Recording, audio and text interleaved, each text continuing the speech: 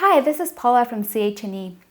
Today I'm speaking with Breton Canso MP Mike Kelloway. To start with, I wanted to ask you about out-of-province fishermen coming into Chéticamp, a small community. You must know that locals are upset about it, and many people are wondering why lobster and crab, which are luxury items, are considered essential. So I was wondering if you had any updates from the fishing industry, what you thought about it. First, thanks for having me on the show. I really appreciate it. And the concerns of those in Chéticamp and areas around Chéticamp are my concerns. I've been on the phone on a daily basis over the last, in particular, probably 10 days, talking to quite a few constituents and local leaders about the issue with respect to out-of-province fishers coming in, number one. So let me address that. One of the first things I did was reach out to the members of the legislature, in particular the Minister of Fisheries provincially, Keith Caldwell. And I asked him, with respect to fishers coming in from outside of Nova Scotia, is the protocol similar to the protocol with temporary foreign workers? Meaning that individuals have to, when they come to an area like here, have to self-isolate before they go onto the work site where there should be health protocols in place on the dock and whatnot. And he said, absolutely, that is the case. And I said, so we need to put some things into action, Mr. Minister. And he was, I can't speak highly enough of Keith Caldwell and wanted to work with me on this. I said, the concerns and the worries are very, very deep in Chéticamp, so we need to do something about this. So yesterday, chatted with Minister Caldwell again. He told me that he was going to reach out to the RCMP in Inverness County. And basically the rule is this. Those individuals that come from another province that come to Nova Scotia, whether it's Chéticamp, Arichat, Pomcat, whatever, they do have to self-isolate for 14 days. If they don't, they fall under the provincial emergency measures, as I've been told by Minister Caldwell, which means that those individuals can be fined or they could be, do some jail time. So it's absolutely important that that message gets out to the individuals. My understanding is it has. And my understanding is that the provincial government is going to be doing some public relations in terms of notifying other folks in other essential service sectors that if they come and they spend time in an area outside of their own province, that they have to self-isolate. So that's number one. Number two is around the essential services piece. And there is certainly those that would agree that fishing is an essential service, and there would be those that will consider it not an essential service. Right now, the federal government deems it as an essential service and an essential product for protein and other kind of food categories. But let me get to the point of it. When we look at fishery, if you look at my riding, we'll go there. If you look at our riding, Cape Breton Canso, it's the size, geographic size, the geographic footprint of the country of Lebanon. It's a big, big riding. So we have fishers in Guysborough, and we have fishers in Arichat, we have fishers in Glace Bay, Port Morion, Manadoo, and then we have fishers on the west coast of the island.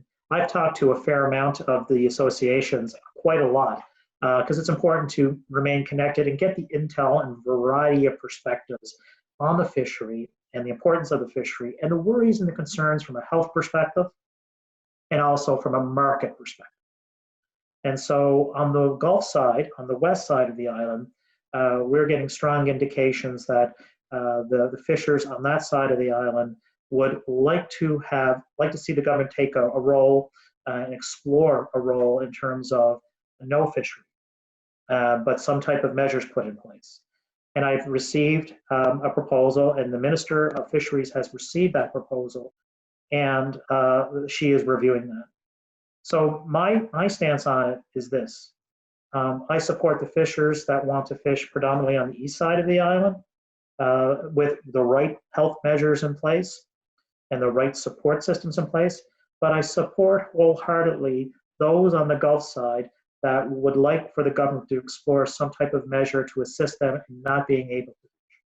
And that comes with a large riding with diverse views, diverse approaches. And what makes our island and makes our riding in northeastern Nova Scotia so unique and so innovative, but it's also one that has different viewpoints. So that would be my take on the fishery side. And also, I need to get back to the measures of self-isolation and social distancing. These are just words on a page if we don't follow them. It's absolutely essential that everyone follows those rules, because otherwise it's just words. As Shakespeare would say, words, words, words. It's just words. We have to practice it. And now with the provincial measures in place, there are pieces that we all have to adhere to. Even essential workers have to adhere to. So to go back to your original question, first part of your question, the concerns of Chéticamp, my grandmother was formerly from Grand Etang. I have a special affinity for Chéticamp and area. Their concerns are real and tangible, and I feel them and I've heard them. And that's why I picked up the phone and went directly to Keith Caldwell. And that's why I'm also pushing the different viewpoints of fishing, because it's important to the people of Chéticamp, it's important to me, much like the issues in Arishat or Guysborough or Blaise Bay. I'm here to serve you. I spoke with the Gulf Nova Scotia Fishermen's Coalition, and they told me that initially they weren't consulted about out-of-province fishermen coming in. Yeah, I can't really comment on that. I certainly did not know of fishers coming in from out of province to come to either get their boats ready or do some type of activity to assist them in when the fishing season does start, or whatever the case may be. I share their concerns. I think it's important for that communication to be clear and concise, and in this case, it wasn't. But I have to also say this: we are literally in an unprecedented times, and you see with federal policies on the Canadian Emergency Response Benefit, CERB, in terms of providing people a basic income.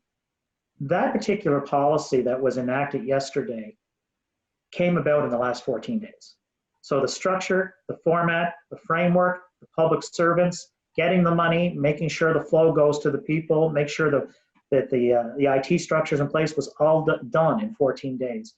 So there are things that have happened that unfortunately have gone through the picket fence, as it were. And so what we need to do is make sure that that picket fence has a stopgap in it so that doesn't happen again. So when it comes to letting people know, absolutely that should have been the case. But more importantly, those that come from out of province that are deemed essential workers, they need to know, they have to know, that they need to follow the Nova Scotia government's emergency health protocol. And if they don't, quite frankly, there's two options. One is a fine, and the next is a jail cell. You mentioned the emergency response benefit. I know that it would cover self-employed workers and seasonal workers for about 4 months. And many are wondering what would happen after those 4 months if they don't get enough hours for employment insurance. Are there any updates on that? Every night I have 2 calls. One with caucus, which is the national caucus, and we have ministers on the call, and we're working through the existing measures and identifying where the gaps are. So to your point, and it's a great question, if you applied, I'll kind of walk through a couple of things. If you applied for EI on or after March 15th, you'll be automatically put into the CERB, which is in essence a basic income. It's not EI, but it's $500 a week up to 16 weeks. And then you will get the EI at the back end of the CERB. Now, what we've identified is that this is probably going to cover millions of people, which leaves a lot of other people not covered. So a couple of the gaps that I've identified through talking to the people of Cape Breton Canso, and I've passed this on to the Minister of Finance and key cabinet ministers, it's if you work 2 part-time jobs, which many of our people do in Cape Breton Canso, and if you lost one of those jobs, technically you're still considered to have an income, but it's half your income, and you're not eligible for CERB. So my understanding is that efforts are being made to include that group in question. Then we had students. The student, usually this time of year, things are revving up for student employment. And so many students in Cape Breton Council require, students require summer work to pay tuition, pay the bills, no different than anyone else. And I know that there are efforts being made to look at what kind of student benefits can be available for those that are not going to be working this summer. And lastly, when we look at our population base, and these are things I'm advocating for, student support, I've been advocating before COVID, to be honest with you, strong for an increase in OAS for seniors. So those are the things that we're working on now. But bear in mind, when you are in a crisis situation like we are, and it comes quickly, relatively speaking, you try to triage as many people as you can with one policy initiative. So the SERV does cover a lot of people, but it doesn't cover everyone.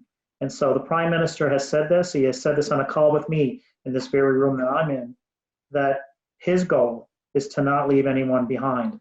But that's a huge undertaking. So we start with the SERV, we start with wage subsidies for businesses that have let people go or may let people go to keep them on or bring them back.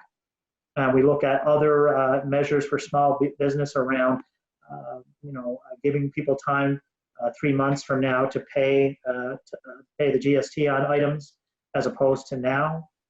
New measures with EDC and BDC to provide some liquidity for some businesses out there, many small and medium-sized enterprise.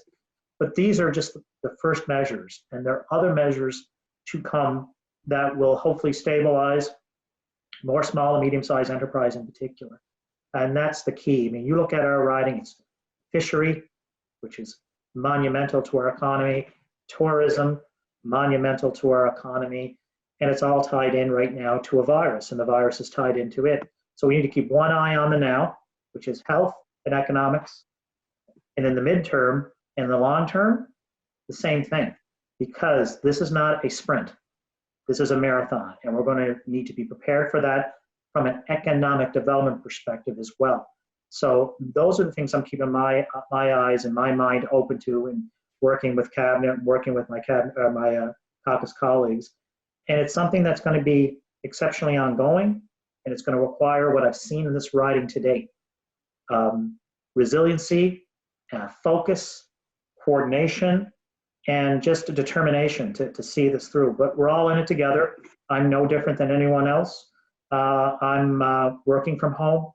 I go for walks when I can, and I social distance all the time. And my neighbors, to all my neighbors, thank you for social distancing. You're doing a great job. But to the concerns of the people of Chéticamp in particular, I'm in the foxhole with you. I'm in the trenches with you. Your concerns are absolutely my concerns. This is why I got into politics, is to help people.